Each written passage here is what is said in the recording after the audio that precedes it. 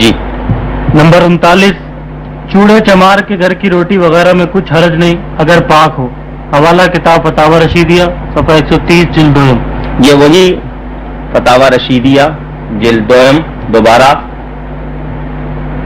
اسی میں صفحہ نمبر 130.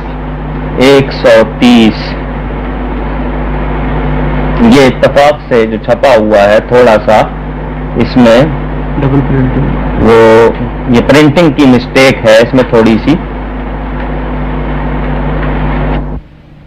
یہ اوپر اسی صفحہ نمبر 130 میں سب سے اوپر مسئلہ چوڑے چمار کے گھر کی روٹی میں حرج نہیں ہے اگر پاک ہو، یہ یہاں سے شروع ہوتا ہے. اس سے مسئلے کے طور پر لکھا ہے صرف یہ ڈائریکٹ مسئلہ، چوڑے چمار کے گھر کی روٹی میں کوئی حرج نہیں. یعنی میلاد شریف میں 11ویں شریف میں جو کھانا ہے اس میں تو حرج ہے، حالانکہ وہ پاک ہے، مسلمان کا ہے اور پاک ہے، اس میں تو ناجائز اور حرام ہے. چوڑے چمار کے گھر کی روٹی میں کوئی حرج نہیں ہے، اندازہ کر لیجئے. یہ انہوں نے صاف لکھا ہے. یہ فتاوی رشیدیہ جلد 2 صفحہ نمبر 130.